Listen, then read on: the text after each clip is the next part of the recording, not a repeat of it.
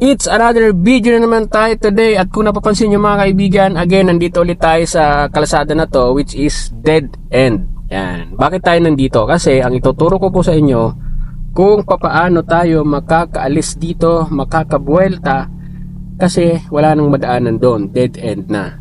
Ngayon, ang kinalalagay natin ay 2 lanes yan, 2 linya sa lubungan. Kung gusto nating magmaniobra or magmaneuver dahil tayo ay pabalik na doon sa opposite direction, hindi po kakayanin dito ang isang ikot lang. Kasi may gutter na doon, oh, yan. Mayroon ng sidewalk doon. So aabutin, kapag pinilit natin umikot ng isang beses papunta doon, so baka sumulpok yung kotse natin sa gutter. Ngayon, ituturo ko sa inyo ang pwede nating gawin ditong pagmaneuver. Alright, so medyo umulan.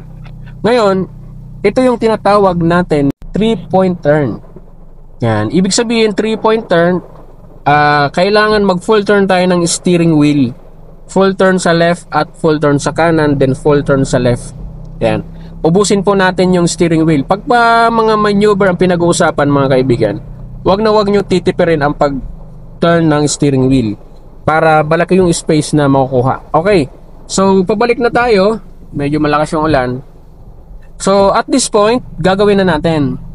So ang gagawin natin, full turn na natin sa left. Yan, full turn sa left. Yan, okay. Then ilagay natin ang first gear, baba natin ang brake.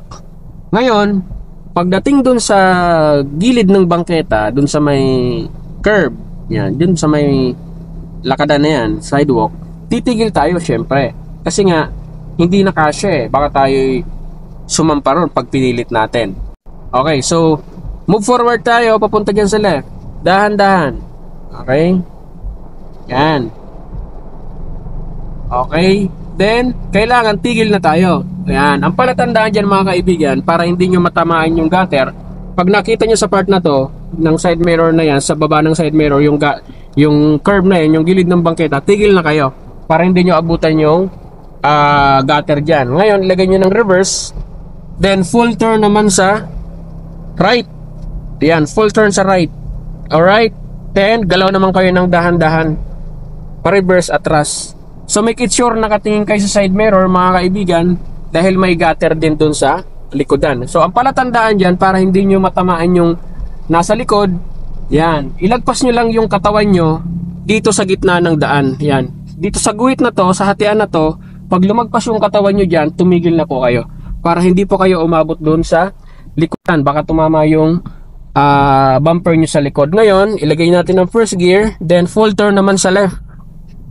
Pag full turn sa left, kayang-kaya na yan. Hindi na po yan tatamaan, hindi na sasabit doon sa harapan ng kotse nyo yung gutter dyan. Yan.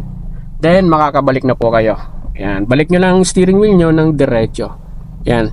So yan po ang tinatawag natin na 3-point turn or pag-maneuver sa mga 2 lanes na daan kung gusto nyo bumuelta dahil wala na kayong madaanan. So that's it.